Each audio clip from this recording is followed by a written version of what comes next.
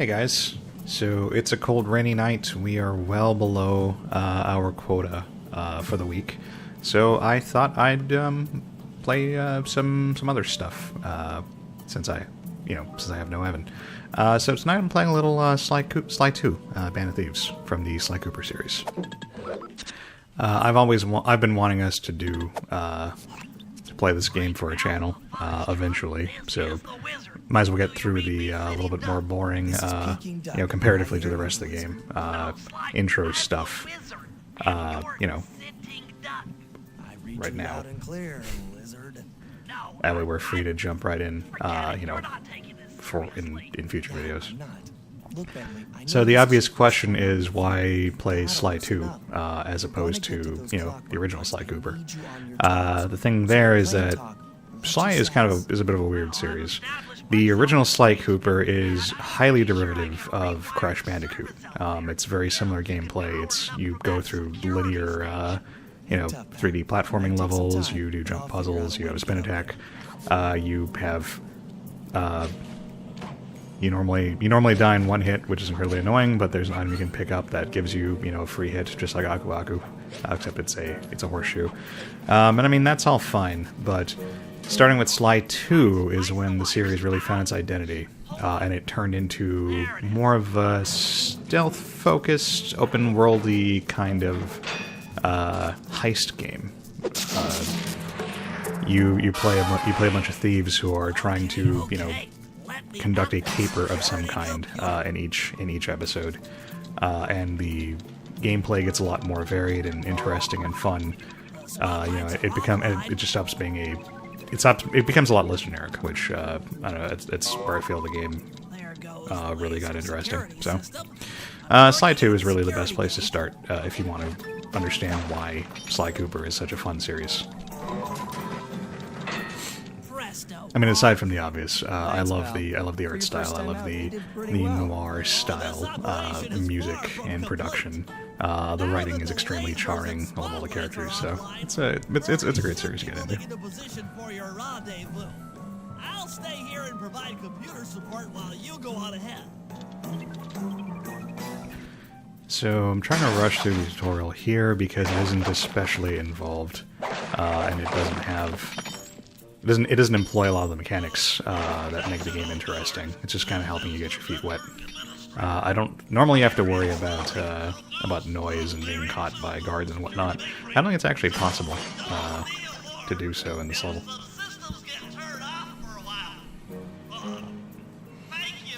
So the thing that sets Sly apart from similar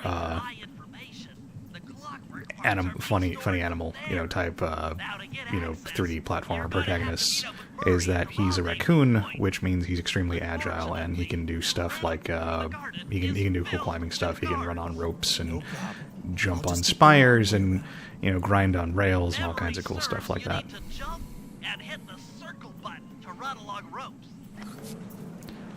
So see here, we're running on ropes. And so this gives the games a lot of cool, like, verticality, which is always fun. More fun than just jumping from platform to platform. It's a lot more stylish. And the thing that Sly does have above all else is it's got a ton of style, which I adore.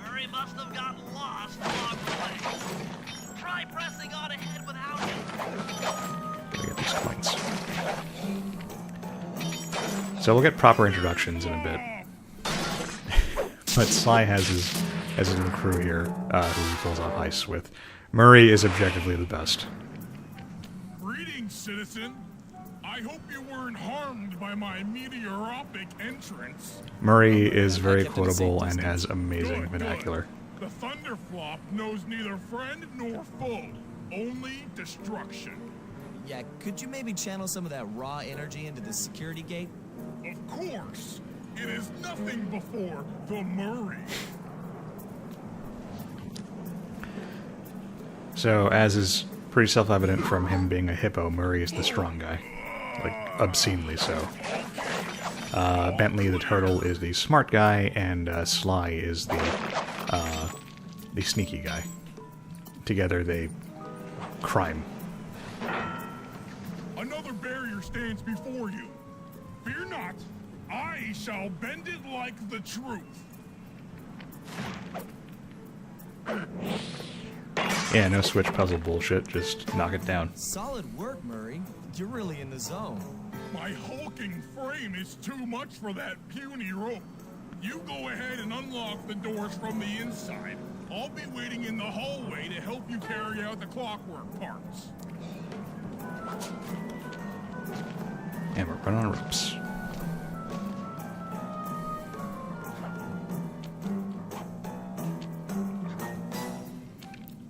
I don't get it, Sly. The clockwork part should be here. This is all wrong. We need to pull the plug on this operation right now.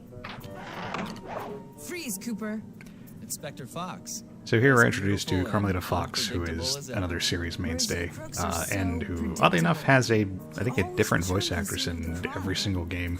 She gets incredibly Hispanic in the third game, from what I remember. Oh, really? It's pretty funny. Then who broke in last night and She's made off the with all clockwork parts? Inspector Zenigata, You got the motive. Inspector Someone Javert, already sort stole the of, parts? you know, Don't play dumb with me.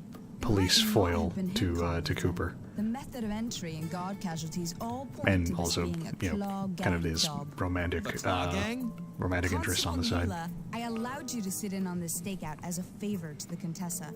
I really don't need any help. Oh, I think you might. Look at the facts. Facts? Sly Cooper is right here. I caught him red-handed.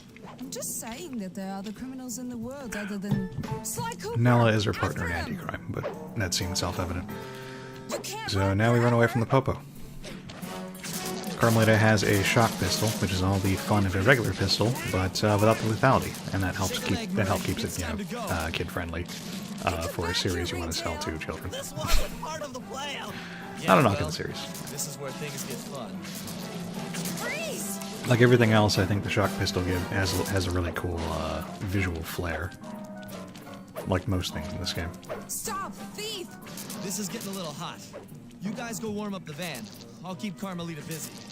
You're all going Oh, to that was jail. weird. Normally normally that cutscene triggers before I hit the wall. Must be doing very good.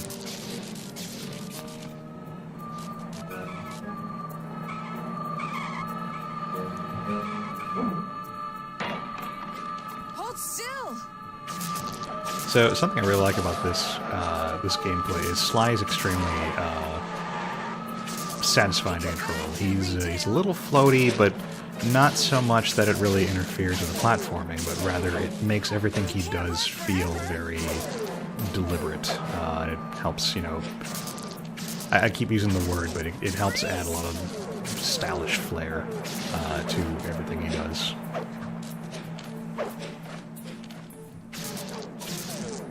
And we slide Jumping fast so we can get out of here. right out of the story. Stop, thief!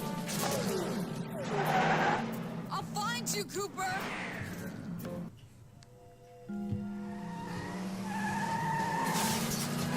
And now some plot. Carmelita's just as angry as ever. She's really quite lovely when she's angry. And that Constable Mila, was a reference to the Claw Gang just a slip of the tongue, or an intentional clue? Either way, it's her only lead on the missing clockwork parts. Clockwork. He was consumed with jealousy for the Cooper clan's thieving reputation. Is it inappropriate to refer to him as a monster? No, not at all. What kind of person stays alive for hundreds of years with the express intention of wiping out a rival's family line? Imagine the hatred fueling that first decision to replace his mortal body with soulless machinery. Ultimately, it did the trick. Clockwork lived on. He caught up with my parents, and I wound up in an orphanage. It's there that I met my pals, Bentley, the brains of our outfit, and Murray, the brawn. They turned out to be all the family I needed. 2 years ago, I thought I'd finished it. How naive to think I could so easily put an end to that kind of hatred. And now he's back. In pieces, sure, but the threat is real. Does the Claw Gang even realize what they've stolen? I don't know what's in my future, but I won't let it be a repeat of my past.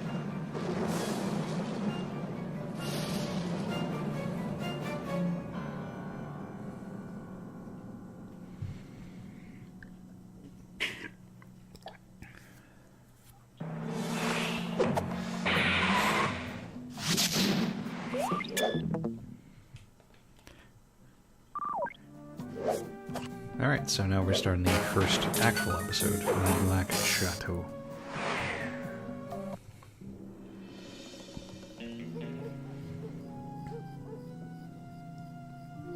I had to call in a few favors to get the goods on the Claw Gang's local operator. Dimitri, a sort of underworld celebrity, equally at home in high-class art circles and shady back-alley crimes. He was once a passionate young art student who worked hard to develop his own visionary style.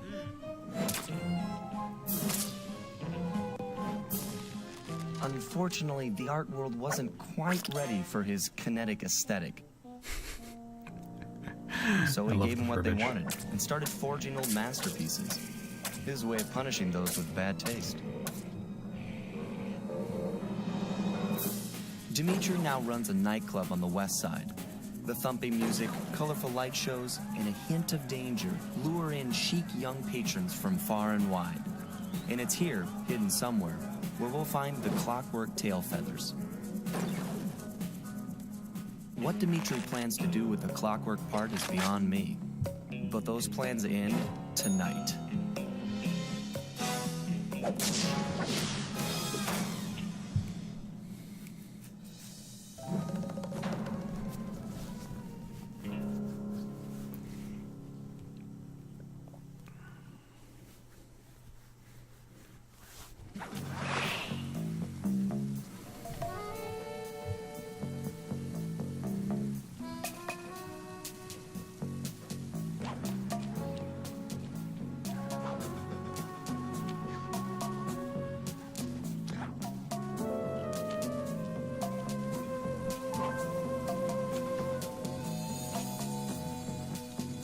Alright, so now the game starts proper.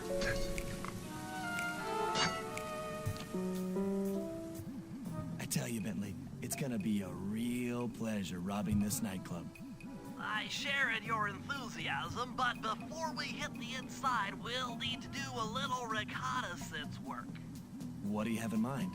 I've installed this special antenna on the safe house to help with our first job, hacking into Dimitri's satellite array.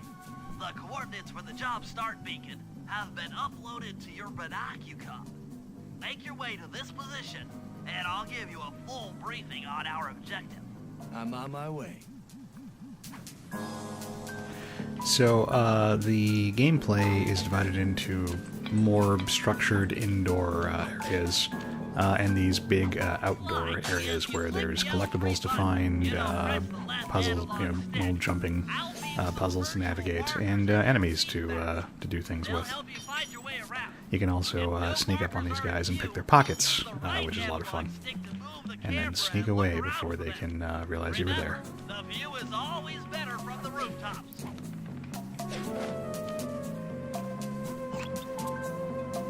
So our objective is that away. You make more noise when you run, so that's something you need to consider if there are guards in your vicinity.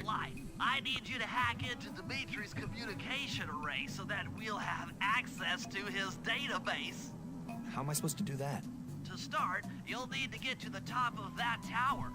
Then reposition the satellite dish to point at my safe house antenna. If you want to climb on stuff, jump and hit the circle button to grab hold. Try climbing up that pipe. Right. Jump and press the circle button to climb pipes. I'm on it. So these segments where you're supposed to get from point A to point B actually have a decent amount of leeway in exactly how you can accomplish the objective, which is always appreciated. I mean, this is a PS2 game. Open world games weren't super common. Well, not open world games that had, a lot of variety in how you got from point A to point B. Press the circle button to use the object. Great. The first one's in position.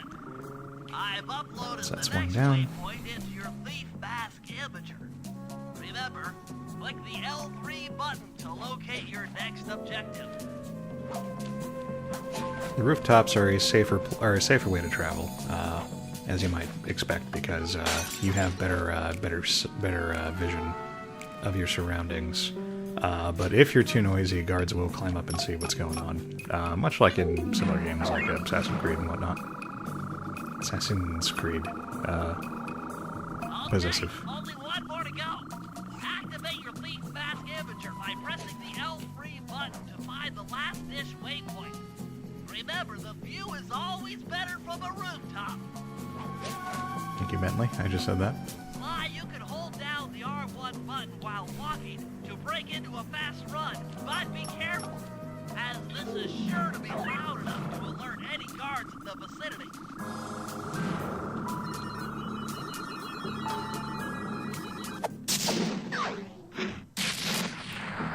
And that's one job down. Nice work, Sly. I'm downloading from Dimitri's mainframe as we speak. All in a night's work. So, where do we go from here? Your next job is to break into the nightclub and take some reconnaissance photos of the clockwork tail feathers. To get inside, you'll have to sneak through an old wine cellar beneath town. Okay, I'll head out for the cellar. Alright, so... at this point you're free to kind of explore if you want, but we're here for the meatier stuff, so we're gonna go and do an actual level, I believe.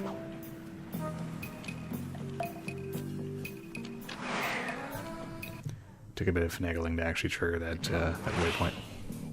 Good to see you, little buddy. And Murray's here. I guess the way through the wine cellar is guarded by those rats. Bentley thought you might like some help clearing them out. Sounds like fun. You and me, back to back? Totally. Outnumbered, fighting impossible odds. It's perfect. All right, pal. Let's get to it. So Sly isn't much for combat. He can handle these normal-sized guys decently well, but Murray, on the other hand, is a punching machine. So this is why they chose to have him help introduce the combat mechanics to you. It's not too complicated. You hit things. You have a charge attack when Murray's not getting in your way and stealing your kills. Let me lower those bars for you. There you go. To get over this thing, you'll have to double jump. Hit the X button to jump, then, while in the air, press it again to get some extra air time. Looks like you're on your own from here. I'm used to it. Thanks for the help. Anytime, partner. So I don't know how you could get this far without figuring out for yourself, but Sly does have a double jump, which I've been using all this time. Smashy, smashy.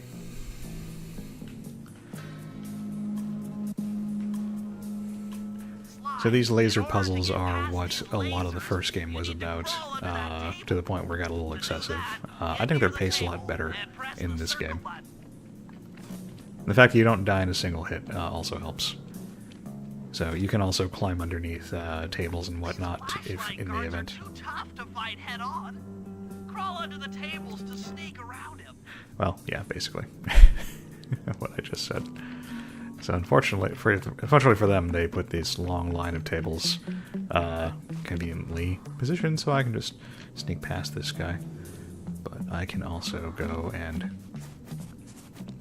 Oh, is his pockets empty? His pockets are empty. Well, I mean, what's even the point of having pockets? I'm not going to put stuff in them. Just gotta wait for the light to go past, and there we go. This air vent leads into Dimitri's nightclub. Hit the circle button to crawl inside. In order to shut down those yellow lasers, you'll need to take out that guard. Sneak up behind him and press the triangle button to knock him into the air. Then, the square button to slam and finish him off. Got that? The triangle button, then the square button. So Sly's sneak attack, stealth takedown is a little bit more involved than most, but damn if it isn't stylish looking. That sneak attack slam move only works on guards who haven't seen you. Wait until this guy turns his back, and then let him have it.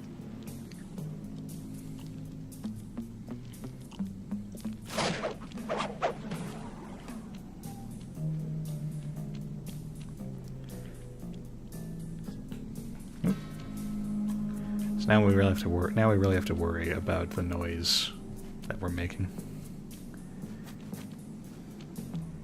If you get And he has a glowing pocket. That means I can rob him. It's purely a stealth move. Got your watch.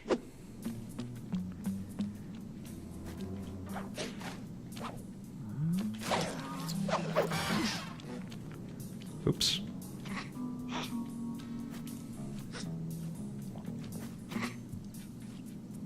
Thankfully, rats explode when you kill them.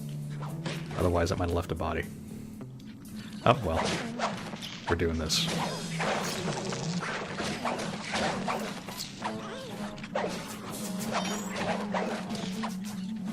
So even though combat isn't the focus of the game, it is a lot of fun to smack people around. And since I clear out the guards, might as well break all the shit. Get some coins. I also appreciate that you can pick up the coins by smashing into the cane. Another air vent. Judging by that angle, it should lead to the printing press room.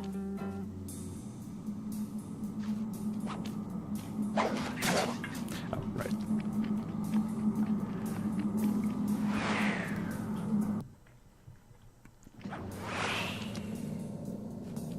Jackpot!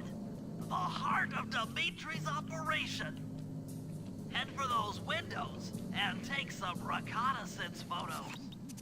Tap the R3 button, you know, click the right analog stick, to bring up your binocucom. It's already outfitted with a spy cam. Slide, use the right analog stick to zoom in and out on photo targets. Tap the R1 button to take a picture when you've got a good shot. Ingenious. Dimitri's using the clockwork tail feathers as printing plates.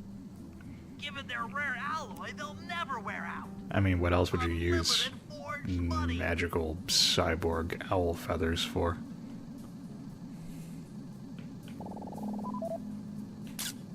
That's our target. Dimitri, professional lounge lizard and international forger.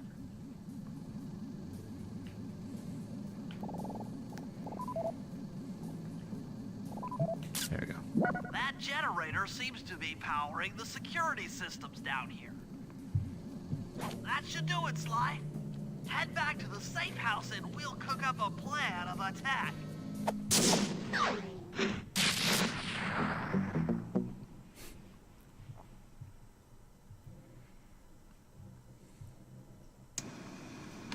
The recon photos are a grim reminder of what the modern thief is up against. Spotlights, stepped-up patrols. The sum of it all renders a direct assault impossible. To solve this puzzle, I'm going to need some more intelligence. First, replace this bugged painting with one Dimitri has in his office. Once in place, we should be able to listen in on his communications. Second, if you see the boss, tail him. We might learn something from studying his movements. Once we've got a proper understanding of the operation, those clockwork tail feathers are as good as ours.